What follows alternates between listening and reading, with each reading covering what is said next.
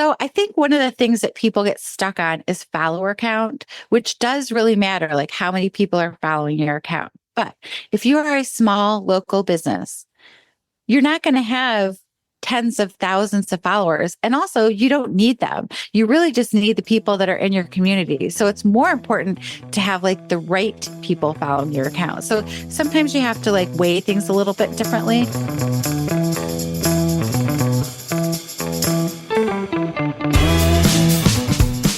Welcome to the Agents of Change, the podcast experience you've been waiting for your entire marketing career. Search, social, mobile, AI, blockchain, and neuromarketing. These are the Agents of Change, and so are you. Digital marketing success awaits, and your transformation begins now. Welcome to another episode of the Agents of Change podcast, the podcast that's here to help you become the best marketer you can be and to reach and engage more of your ideal customers online. My name is Rich Brooks. I'm your host, and this is episode 553, powered by the 10th annual Agents of Change Digital Marketing Conference. Yesterday, I was meeting with another business here at Flight New Media, my digital agency that I've been running for 27 plus years. They were a residential real estate company, and they were sharing with me how a decade ago they were at the top of the search results and using Facebook ads with great results. And back then, the leads were just rolling in. Their brand was well known, and if you wanted to sell your home in their town, it was a no-brainer to go with them. However, now they were dealing with a lot more competition. Every realtor knows how to use Facebook ads, and all of their competition had also optimized their websites for search. And partially because of the lack of inventory that almost all realtors are dealing with these days, things just weren't the slam dunk that they used to be. I'm hearing this time and time again in all different types of industries. Search traffic is down. And this is an objective fact. More searches are zero-click searches, meaning that Google's answering many queries on their first page so that people don't have to actually visit a website to get answers. AI overviews at Google and AI-only search engines like Perplexity are only driving down search traffic even further. It's been a constant refrain on this podcast to not put all of your marketing eggs in one basket.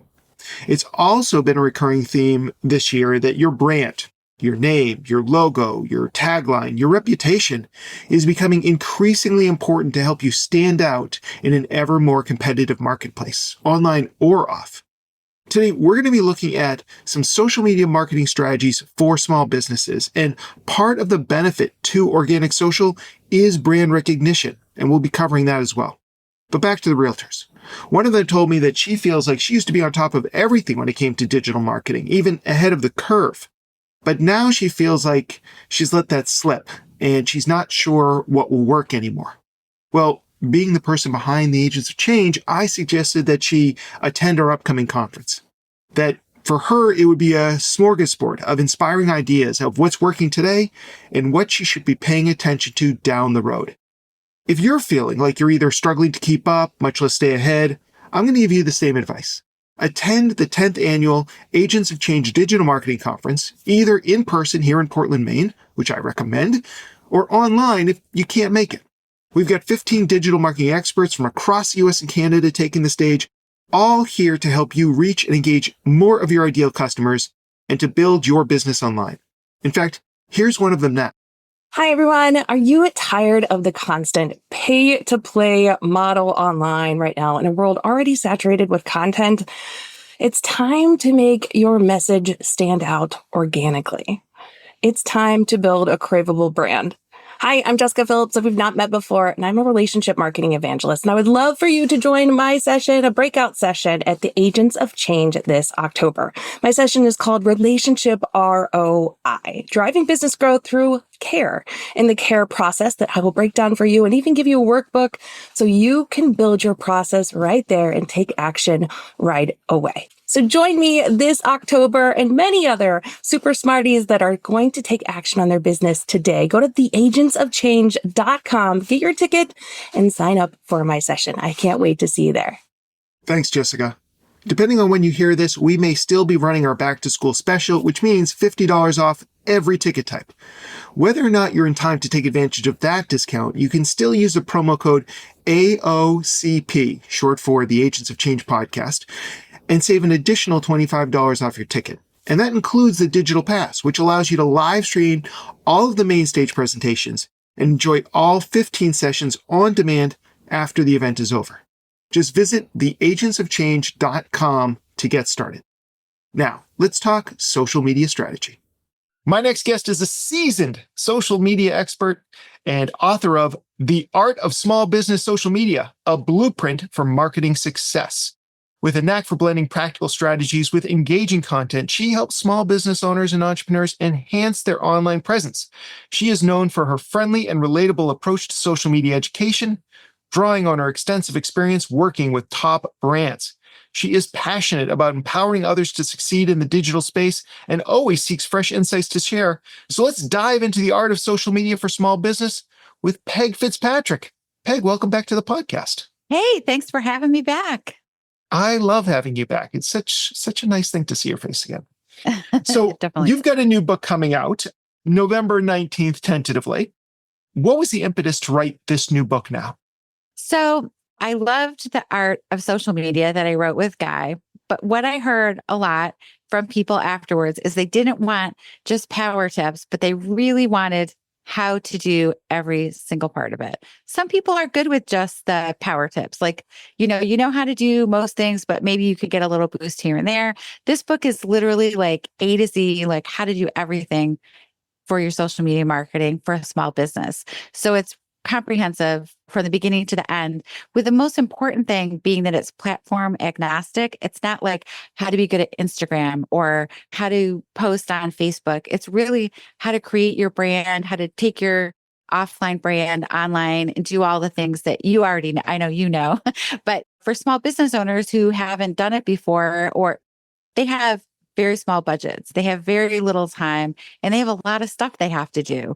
So how can they do this in a smart way? How can they do this in the most efficient way? And they know it's going to get results. So, at this point in 2024, a lot of people maybe they tried a little bit. Maybe they just like tried something, it didn't work, so they quit. And then you hear the classic, social media doesn't work, I tried it. And that's not necessarily true, right? Right, exactly. And it sounds like even though social media is so quickly changing, you've written this book to be more of an evergreen guide. So even if things change in Facebook or LinkedIn, a lot of the strategies are still going to apply for years to come. Correct. That was the goal.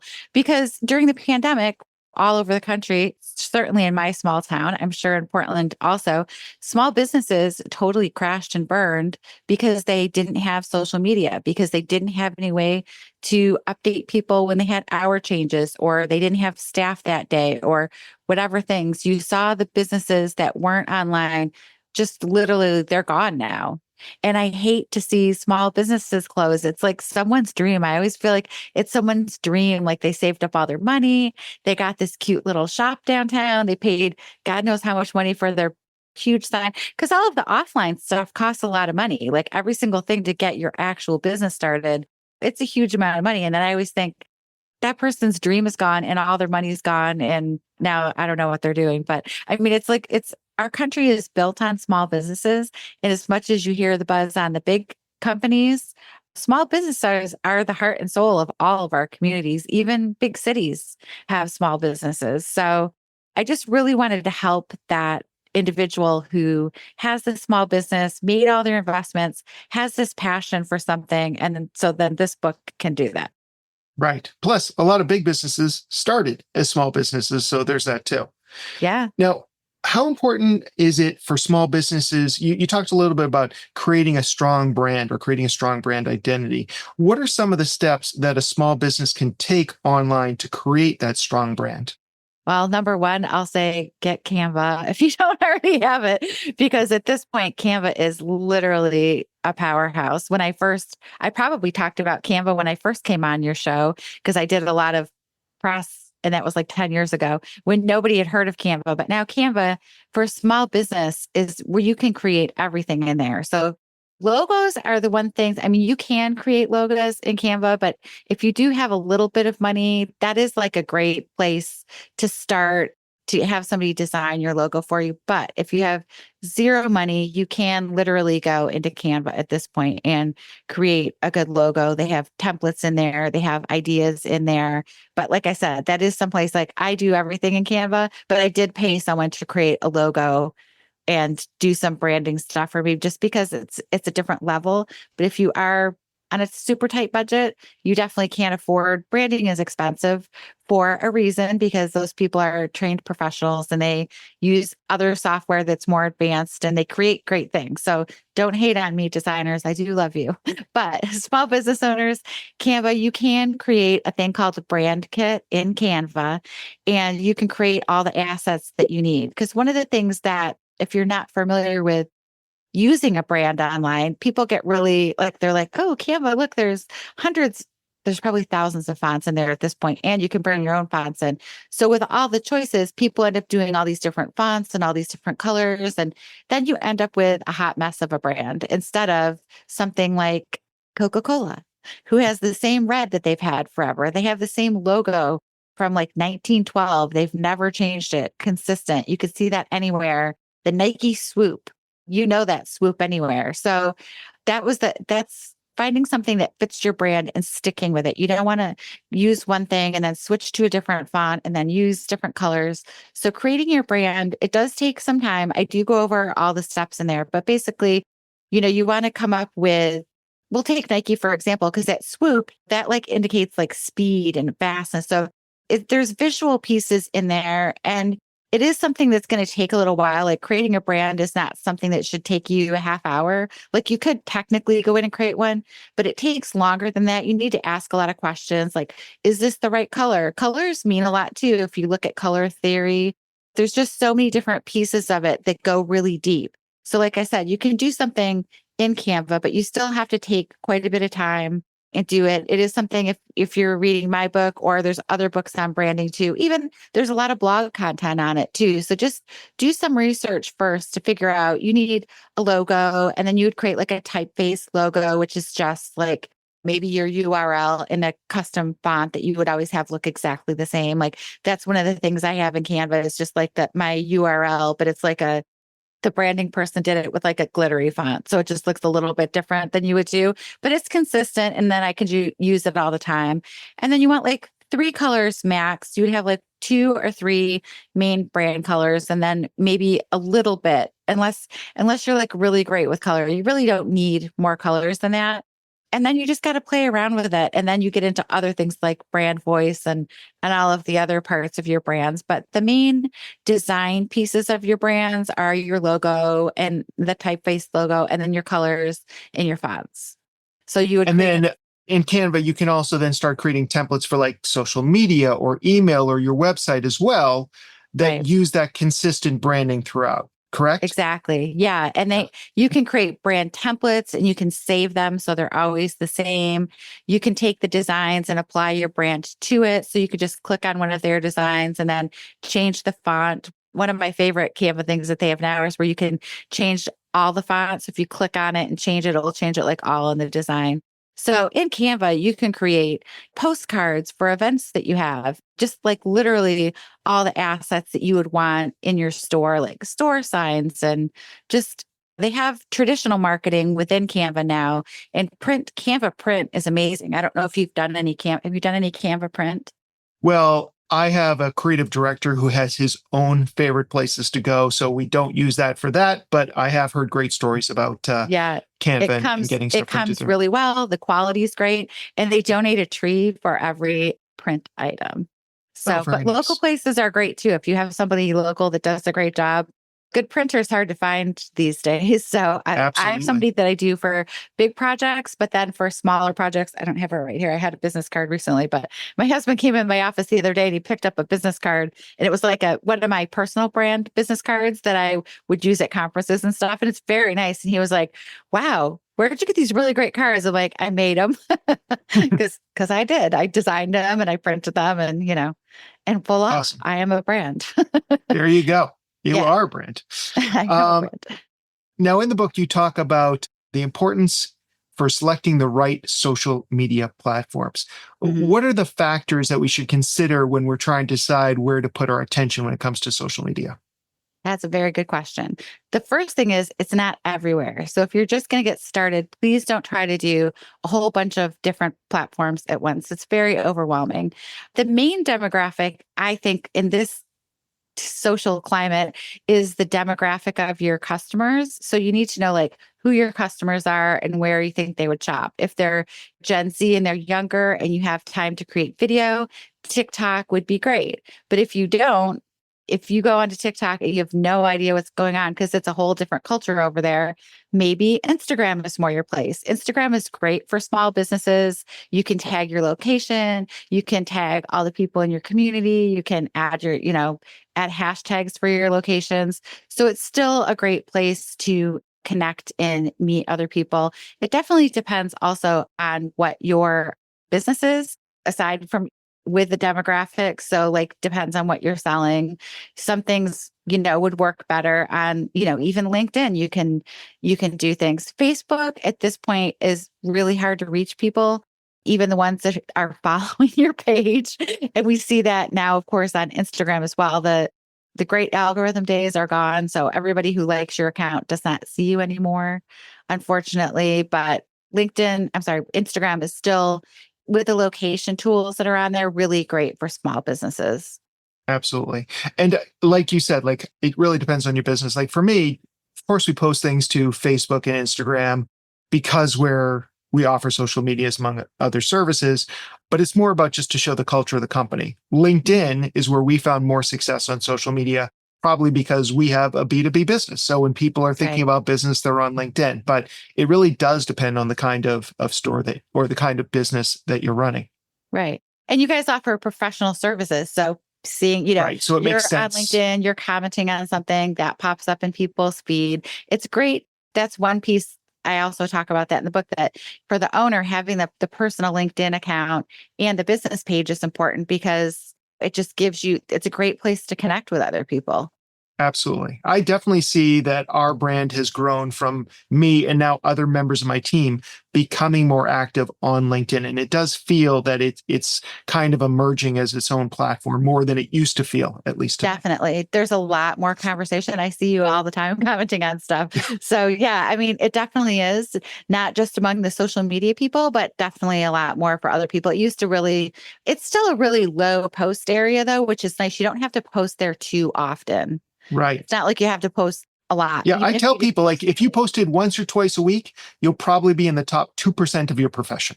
Like, that's right. how little time you really need to invest to become a top user on LinkedIn. Yeah. Yeah. And then just, make sure you're checking your messages and connecting with people. I try to connect with people all the time. Like I got a pitch email from someone to come to an event and I couldn't make the dates that they were offering, but I still like connected with them on LinkedIn. So maybe they'll ask me next time. And do you find, because obviously there's the public side of social media where we're posting things as ourselves or as our company and it's going into the feed, but do you find that you're getting a lot of traction in the private areas of these social platforms like Facebook Messenger or LinkedIn Messenger or Instagram, especially as you're being up on stage? Are you promoting people to reach out to you that way as well? I do have a lot of my conversations in direct messages versus, I mean, I answer everything online publicly, but I do have a lot of conversations in direct messages. And it's a great place to pitch, like do a soft pitch to get contact information. I feel like direct messages have evolved that way pretty Absolutely. well. I feel the same way. Yeah. It's In it's your more comfortable now to reach out to people. Like back in the early days, people felt a lot less comfortable with people sending a message. I remember when Twitter was new and I was just building my Twitter account back when it was Twitter. I still like to call it Twitter because I don't like the other name. But I used to send a message to every single person that followed me, like a personal message, like, thank you so much. It's great. And people always thought that it was like spam, but it was really me being like, thank you for following me. Because I right. still appreciate, you got to appreciate when people follow you. But I stopped because people were like, is this a bot? Like, but there weren't even bots to do that at that time. But there were some Yeah. automated message things. They weren't so sophisticated Right. back in the day. Yeah. Whenever I send out messages, if it is, I always try and make sure that they know that it's a custom message by referencing something and not in the generic way. It's like, oh, I really enjoyed your podcast with Peg Fitzpatrick where you discussed, and then they literally like copy and paste the title in. I'm like, that's not going to get my interest. But if they say something from deep in the interview where when Peg said this, it was just absolutely brilliant. I'm like, okay, so you actually did listen to that. Now I'm going to pay attention. And I think the same is true with DMs. You always have to be authentic when you're in Yeah. somebody's DMs because Yeah. it is a little bit more personal and a little bit more intimate, if you will. Yeah. All And it causes someone to respond to a message. So if it's not what they're looking for, it's annoying. Yeah, agreed. You get a notification, then you look and it's something and you're like, oh, really? And that goes to the LinkedIn messages. The second you connect with someone, please do not send them a pitch. That is Right. the worst. Like the worst when Yes. they immediately send you and you're like, you regret immediately connecting. Right. It's bad when they pitch you as part of the introduction, but it's worse when they pitch you as soon as you agree to connect with them. Like, oh, I just want to connect with you. I'm building my network, which never works on me anyways. But then you make the connection and they're like, hey, did you know that we have 20% off in the store? I'm like, okay, forget that. Yeah. I think it's worse to do it the second one when they connect with you and then they send you a pitch. If they do it in the first Right. one, at least you know. Right. They're walking in like, look, I'm only here to do business. You're like, okay, either I'm interested or I'm not, and I can move on. But yeah, I don't like this sliding into my DMs like that. Yeah. All right, shifting from the intimate aspect of DMs back into maybe the more public facing ones, you talk a lot about storytelling in your book. Mhm. And part of me thinks that like, okay, anybody can tell a story. And then part of me is like, oh my God, it's such a struggle to do this. So Right. how do you recommend that small businesses weave some of their brand story into some of the stuff they're sharing online? What tips or techniques have you helped your clients with? I think it is easy and hard at the same time. Like you said, I think you really just need to come up with like a couple main stories that you would share. Like I keep going back to this one shop in my town that was one of the ones that closed during the pandemic. And she had a wedding gown business.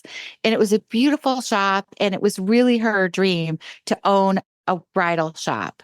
And that's not that common. And so like her story, just like sharing that, like since I was little, I looked at magazines that my mom had and I always saved the wedding dresses because they meant so much to me. And, it's like a lifelong heirloom. And I think aside from having something like a bridal shop, sharing your story of how much you loved it. And it was always something that meant so much to you and how it means a lot to you to connect with a bride, to help her choose everything that goes for her special day, that someone's like really trusting you. And so it's like telling the story of like kind of why you started your business, the passion that you have for your business is really a superpower. It's a superpower that you like nobody else has that. No one else has the same passion for the exact thing that you're creating.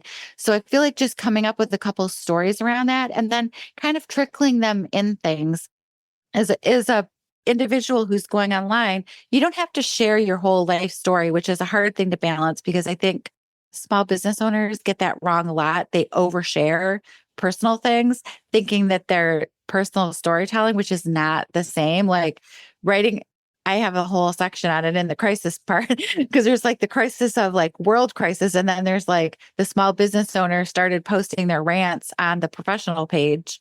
And that's not storytelling and it's not connecting with people. Don't do that. But storytelling, like going back to the bridal shop, just really connecting it with like how you named your business, how why you chose to do this. It can be stories about how you choose different gowns, events that you're holding, different things like that. So it's kind of like creating a separate story that connects like you and your business.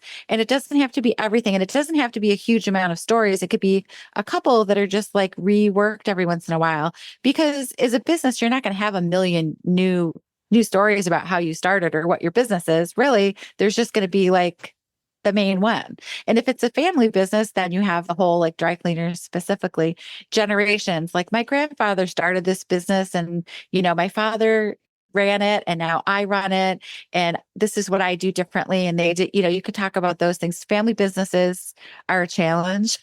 You don't want to post the bad parts of family business, but I think that that's a story to tell right there too. And people love those. Absolutely. Now, you've touched on this a little bit, but most owners of small businesses have a lot on their plate. They're wearing a lot of different hats. And so there's always the option of, should I do all my social media myself? Should I hire an outside party to do it for me? Or should I do some sort of hybrid where I'm working with somebody on the outside? There's no one size fits all, but what advice might you give somebody who's trying to determine how much they should take on themselves versus how much they should hand off to an outside group? Honestly, the biggest factor in that is money. Can you afford to do it? And for a small business, if you can't afford it, I would almost say that hybrid is the best until you could really know that somebody could get your message the right way. Because another thing that I've seen with small businesses, which is sad, if they've worked with someone who like took advantage of them and didn't do a good job and they paid a lot of money for it and they feel really burned by it and they don't want to do it again, which makes sense. Like I totally get that. But that doesn't mean that everyone's going to do that. So a hybrid version where somebody could create information, like create an outline for the post for you, suggested posts, and then you could like review them, check the text, like doing a hybrid thing, then you could learn more how to do it. Because the hard thing is if you don't know how to do it and you're hiring someone to do it, you don't necessarily know if they're doing a good job and you don't really know if there's results. And social media, quote unquote, results are hard to check anyway. I mean, there's not a huge direct ROI. You're not going to be able to see like, I posted this today and then the next day I got sales. Like it doesn't always happen that way because there has to be so many touch points before people buy from any brand, 7 to 8. I don't know if it's went up. It used to be like 7 to 8 brand touch points before people would make a sale. So I would say if you could do a hybrid version, that would be really great. Or even if you're a small business and you have some time, maybe you could work with a professional to help train you how to do things. If you can't afford to do it all the time, maybe you could hire someone to kind of coach you, show you what your post should look like, create some content. You can certainly get people to make Canva templates for you. There's tons of designers out there that can create things that you could use and reuse, and then you could add your own photos in. But if you're really just like, I don't know how to do this, getting started on your own is hard. And if you have a little bit of money, and you could hire someone, do it. But I think a lot of small businesses don't have the money to do, in my experience, to just hire someone to do it all would be hard.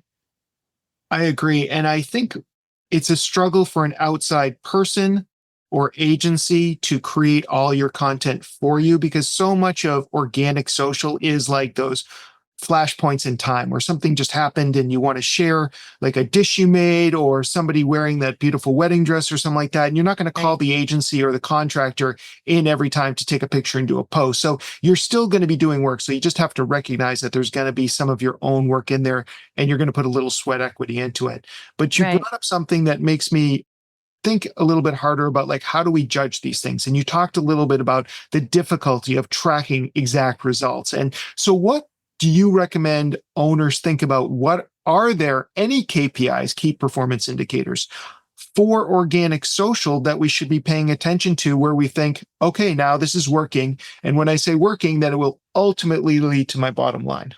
Right.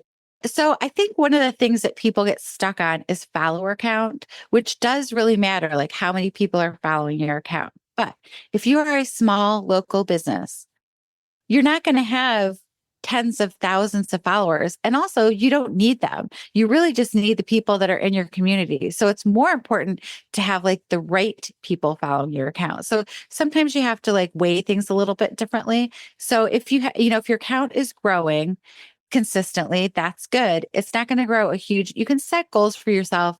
It is hard to grow accounts and to start from nothing. And it does take a while to grow, but don't think that just because you're starting that the viral aspect of things, of getting millions of followers, and those numbers are crazy and hardly anybody does that. And even when people go quote unquote viral, their accounts don't necessarily grow. Or I had somebody I saw that was an influencer on TikTok that had like a viral million plus views. She gained a ton of followers from it. And then a lot of people unfollowed her after because they just weren't that interested. So the main thing is that you connect with people who are interested and who are local and who will be your customers.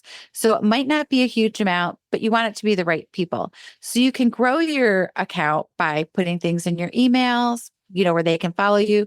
put things in your store, put things in your windows, follow us on Facebook. Yelp is another place like you want to build your following on Yelp.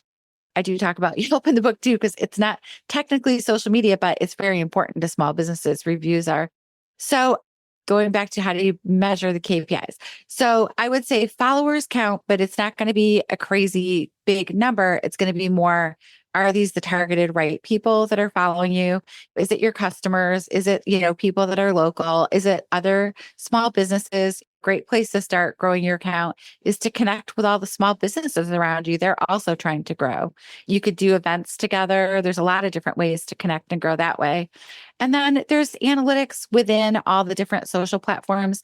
You should have a business account for every account that you have. This should not be your personal Facebook page or a personal Instagram account. Everything should be a business page because you don't want to break the terms of service for any of the social platforms. So if you have a Facebook page, an Instagram account, even LinkedIn, you can check different posts to see how many people liked it, how many people viewed it. Once a month, you could go through and keep a little spreadsheet and write stuff down to make sure you're growing places. I like to use those numbers to kind of go back, find the content that did work and do more of that. And if there's things that you thought were going to work but didn't do very well, then don't do those again. I just had one of those this week. I made this Instagram post and it took me forever to make it. It was a carousel and it had like a cute theme to it. And then every single carousel had a video in it. Some had like 2 videos in it. So it took forever to make this thing. It did not do well at all. So I learned my lesson. I will not do that again. I'm not even sure if people like scrolled through the carousel, like 2 people. I was like, whatever. So you can have the best plans. You could, the best laid plans of mice and men. Sometimes they work and sometimes they don't. So I like to use that performance, stuff didn't do well, then okay, you just have to look at it like a lesson learned. But you have Google Analytics if you have a website and you have the analytics from the different social platforms. And then, you can offer, if you have promo codes or anything like that, that you can trace. Those are the kind of things that I recommend. Absolutely. How I about think you? those are all good ways. I think those are all good things in terms of how to track them. I feel social media like Facebook and Instagram is, like I said, more Facebook I think of as like future recruitment for Flight New Media. I use this to show, hey, we went to the LL Bean archery range and we spent the day out there. It's like people are like, oh my God, it's such a cool company to work for. So that's like how I use Facebook primarily, or to talk about our involvement in the community, say things that we went to or things that we're planning on going to. Instagram, I see more as a portfolio of our work and customer stories. And then for me, LinkedIn is a place where I share, like, here's how we do things. Here's the technical aspects. Here's how you can use AI to do this. So each platform has a slightly different purpose in the way that we look at things. But, at the heart of things, I'm a SEO and conversion guy. So I use social media as I need to. And I think this is true for a lot of small businesses, right? It's like, I wouldn't use it if I didn't have to, but I recognize that this is how the game is played today. I recognize that my audience is here, so I'm going to engage with them here or not. But that's basically, I think, the best way to use social media these days is just to kind of build those relationships. And you talk about local, and I agree with you. I think creating those local connections, if you are a local business, is critical. And engaging with other people's content on those platforms, especially other businesses, also critical. These are all things that show the world that you're part of your local community. And I think that's very helpful. Yeah. I was back to the conversation about like creating content and that aspect. It reminded me of, I did a photo shoot, author photos, don't do that. And the girl that did my photos, she has customers. She's a photographer. She does headshots and things, but she also just has some clients that she creates content for them every month. And all she does is the photos and videos. So she creates a package for them and just ships it over to them. And that's a great place to start because she does all kinds of video and photos. So I'm sure at this point, everybody has those in their towns and around, because she's located in, like, I think she's near Manchester, New Hampshire. So, that's not necessarily a big place. So, it's a great thing though. Like that's a perfect thing. And you can find people on Instagram in your area by searching for photographers for your location, and you could get some people to help you out that way. And photos don't have to be professional. She takes a mix. They are professional photos, but just having somebody else do it, because it's hard to do it all yourself Yeah, to get the absolutely. perspective. And then you could get photos of you doing things Right. or your Exactly. staff, or, and you don't have to Working do with it monthly, clients. but it's something that you could just do every once in a while. Absolutely. So you also talk in the book about social media listening and a Mm. great way of understanding your audience and improving through that. What are some of the steps? Because when I hear social media listening, I always think it's more for big brands. So what does social media listening look like for a small business? Well, there's different ways that you can listen. One thing is you can spy on your competition, which is nice because people are posting. You can check other things in your area. So, if you look in the location in Instagram, see what other people in your town are posting. Does your content fit in there? What kind of things are people talking about? Are there events in your town? Like, it's a way to like find people and connect with people. And then I also look at in the comments, what kind of things are people commenting on or not commenting on, or direct messages. Are people sending you a message all the time saying, I can't find your phone number on your website? Like things like that. There's that kind of social listening. And then there's also a lot of tools that you can use, like Google Alerts. I still love Google Alerts. Free. It's one of Google's really only free things. Not kidding. They have other stuff that's free, but it costs you in other ways. So you can set up a Google alert for your business name or for your town and have things sent to you. BuzzSumo is another one. That's a paid thing, but you can set things up in there and search for people. If you were like looking for influencers in your area, if you wanted to plan an event, things like that. But I like to, just do the social listening by hashtags and locations for the most part for a small business, because then you can kind of see what's going on, see if your content's popping up. Why is it? Why isn't it? Are people using like different hashtags? Because sometimes, you have hashtag Portland ME behind you. I mean, maybe that's what most people use. Maybe there's other ones. Maybe you'll find new ones. Maybe everybody's using America's Vacation Land, which is Hashtag one of my 207 is one of my favorites too, because we only have one area code for the whole state. So So do we. I use hashtag 603 love because there you it's go. what people post like great. So it's those kind of like small finds, but then you might connect with a lot more people. So it's just kind of like there's a lot of different ways to listen. Sometimes it's listening to your competition, to what your customers are saying or asking for. Sometimes it could just be a search for like whatever products you're making or services that you have to see what people are talking about in there. So there's a lot of different ways to use social listening to help with finding new people, but also like your own products or services to grow. Yeah. Just a side story. So we started working with a group recently that's looking to increase the workforce in Aroostook County, which is a very northern tip of Maine. And I found a subreddit for Aroostook. And so I just posed a question. What do you love most and what do you hate most about Aroostook County for those of you who live there? And we got like 30 responses that we never would That's have heard from amazing. otherwise. And that is, I guess, a form of social listening, a little bit more engaged perhaps than passive listening. But there's a lot of ways that people can leverage, small businesses can leverage social You were media. inspiring the conversation and then Yeah. you listen to the responses. So Absolutely. Yeah. So I think that there's a lot of great information out there. And if we get back to the social part of social media, it's just other people online too, trading ideas and thoughts. And it can be a very positive thing. And it can be a great tool for small businesses to use to learn. The book is called The Art of Small Business, A Blueprint for Marketing Success. We have barely scraped the surface of all the content that's in there. So I strongly recommend people go to Amazon right now and reserve it, or go to your local bookstore when it comes out, I believe sometime around November 19th, and be sure to go check it out. But in the meantime, Peg, for people who cannot wait, where can people connect with you online? pegfitzpatrick.com is my website, and I'm at Peg Fitzpatrick on all the different social channels. So come and say hi and tell me that you heard me on Rich's podcast. Definitely do that. Peg, always a pleasure. Always love reconnecting with you. Thank you so much for coming on today. Thanks for having me. It's always fun to talk with Peg, and she always has so many great ideas. If you missed anything, don't worry, because we have you covered.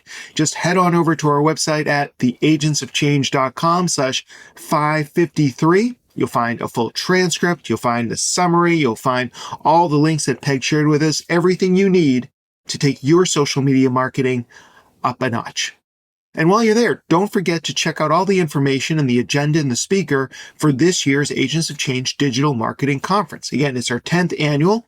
I'd love to see you attend in person here in Portland, Maine, but if you can't make it, you can grab a digital pass. And again, if you use the discount code AOCP when you're checking out, you'll save $25 on whatever ticket that you decide is right for you. But if you're enjoying the content on this podcast, you'll definitely get a ton of value out of this year's event.